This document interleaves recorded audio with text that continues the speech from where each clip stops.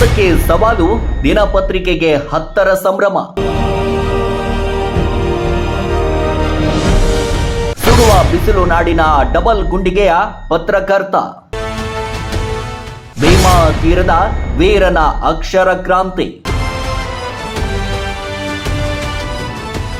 ಓದುಗರ ಮನಗೆದ್ದ ಅಪರಾಧಕ್ಕೆ ಸವಾಲು. ಈಗ ಡಿಜಿಟಲ್ ಮಾಧ್ಯಮದಲ್ಲಿ ಹೊಸ ರೂಪ. ಸಾವಿಗೆ ಸವಾಲೆಸೆದ ಮಲ್ಗೊಂಡರ ಗಂಡೆದೆಯ ಪತ್ರಿಕೋದ್ಯಮ. 35 ವರ್ಷಗಳ ಕೆಂಡದ ಮೇಲಿನ ನಡಿಗೆ.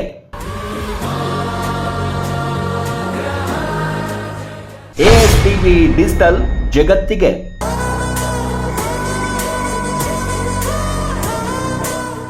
ವಿಜಯಪುರದಿಂದ ಬೆಂಗಳೂರಿನ ರಾಜ್ಯ ಭವನದವರೆಗೆ ಪಯಣ.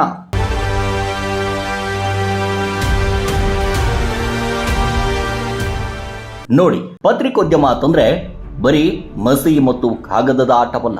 ಅದು ಎದೆ ಸೆಳೆದ್ರೂ ಹೆದರದ ಗುಂಡಿಗೆ ಆಟ. ಅದರಲ್ಲೂ ಆ ಭೀಮಾ ತೀರದ ಅಲೆಗಳ ಅಬ್ಬರದಲ್ಲಿ, ಸುಡುವ ಬಿಸಿಲು ನಾಡಿನಲ್ಲಿ ಕುಳಿತು ಹಂತಕರ ಅಡು ತಾಣಗಳಿಗೆ ನುಗ್ಗಿ ಸಾವು ಕಣ್ಣೆದುರು ಕುಣಿಯುತ್ತಿದ್ರು ಹೆದರದೆ ಕ್ಯಾಮ್ರಾ ಕ್ಲಿಕ್ಕಿಸಿ ಸುದ್ದಿ ತರೋ ಗತ್ತು ಇದೆಯಲ್ಲ, ಅದು ಎಲ್ಲರಿಗೂ ಒಲಿಯುವ ವಿದ್ಯೆಯಲ್ಲ. ಭೀಮಾ ತೀರದ ಸರಣಿ ಲೇಖನ ಹಾಗೂ ಹಂತಕರ ಸಂದರ್ಶನ ಮಾಡಿದ ಮೊಟ್ಟ ಮೊದಲ ಪತ್ರಿಕೆ. ಇದು ಬರೀ ಎಸಿ ರೂಮ್ನಲ್ಲಿ ಕುಳಿತು ಟೈಪ್ ಮಾಡೋ ಸುಖದ ಕೆಲಸವಲ್ಲ. ಅದರಲ್ಲೂ ಈ ಕ್ರೈಮ್ ರಿಪೋರ್ಟಿಂಗ್ ಇದೆಯಲ್ಲ, ಅದು ಕೆಂಡದ ಮೇಲಿನ ನಗ್ನವಾಗಿ ನಡೆದಂತೆ. ಎದುರಿಗಿರುವವನು ಯಾವ ಕ್ಷಣದಲ್ಲಿ ಲಾಂಗು ಎತ್ತುತ್ತಾನೋ, ಆ ಮಚ್ಚು ಯಾವಾಗ ಎದೆಯನ್ನು ಸೀಳುತ್ತದೆಯೋ ಅನ್ನೋ ಭಯವಿಲ್ಲದವನು ಮಾತ್ರ ಇಲ್ಲಿ ಪತ್ರಕರ್ತನಾಗಬಲ್ಲ. ಒಬ್ಬ ಸಾಮಾನ್ಯ ಹಳ್ಳಿಯ ಹುಡುಗ ಕೈಯಲ್ಲಿ ಪೆನ್ನು ಹಿಡಿದು ವ್ಯವಸ್ಥೆ ವಿರುದ್ಧ ಸವಾಲು ಹಾಕಿದಾಗ ಹುಟ್ಟಿದ್ದೆ ಈ ಸಾಮ್ರಾಜ್ಯ.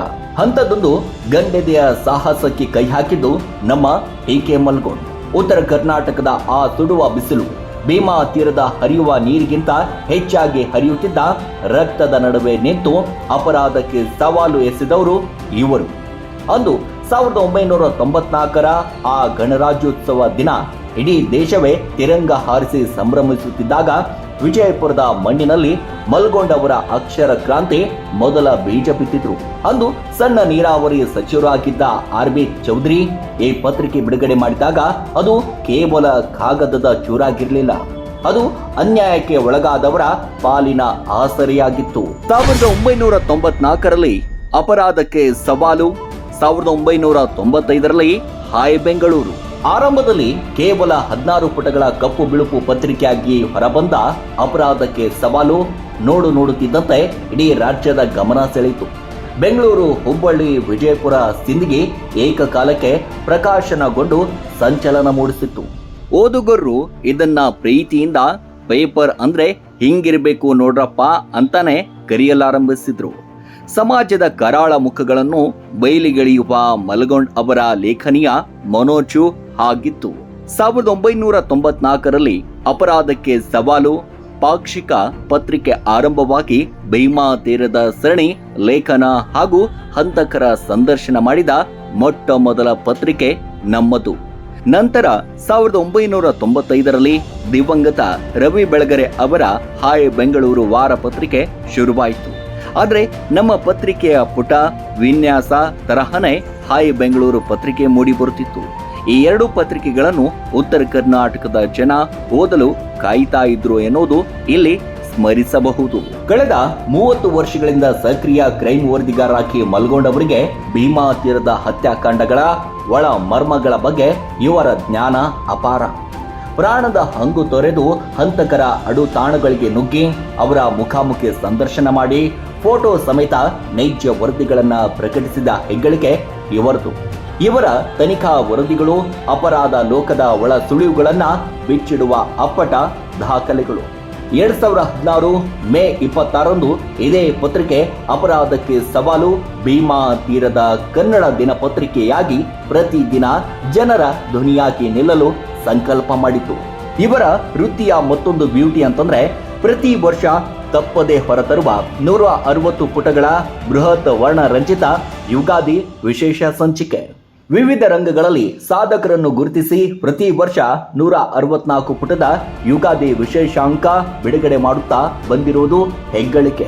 ಅಪರಾಧ ಲೋಕದ ವರದಿಗಾರಿಕೆಯಲ್ಲಿ ಕಠಿಣ ಇಮೇಜ್ ಹೊಂದಿದ್ರೂ ನಮ್ಮ ಮಲ್ಗೊಂಡ್ ಮೂಲತಃ ಮೃದು ಸ್ವಭಾವದವರು.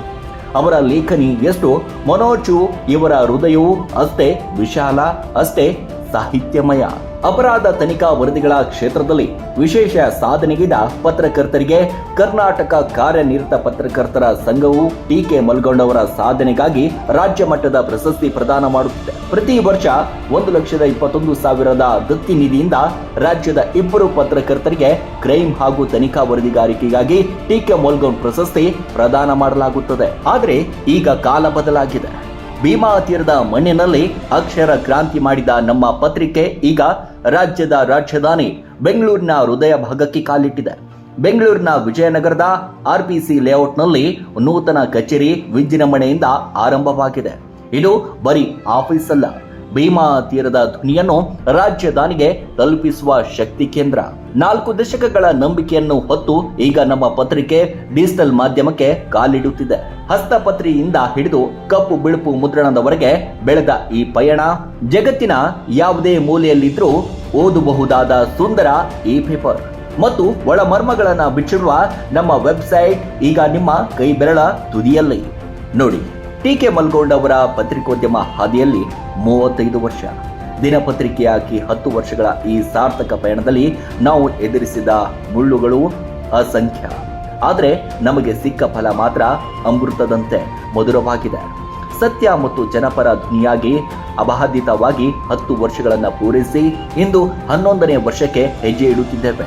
ನಮಗೆ ಬೆನ್ನೆಲುಬಾಗಿ ನಿಂತ ಕರ್ನಾಟಕ ಸರ್ಕಾರಕ್ಕೆ, ವಾರ್ತಾ ಮತ್ತು ಸಾರ್ವಜನಿಕ ಸಂಪರ್ಕ ಇಲಾಖೆ, ಸಹಕಾರ ನೀಡಿದ ಜಾಹೀರಾತುದಾರರಿಗೆ ಮತ್ತು ನಮ್ಮನ್ನ ಹರಿಸಿದ ಪ್ರತಿಯೊಬ್ಬ ಓದುಗರಿಗೂ ನಮ್ಮ ಹೃದಯಪೂರ್ವಕ ಧನ್ಯವಾದಗಳು.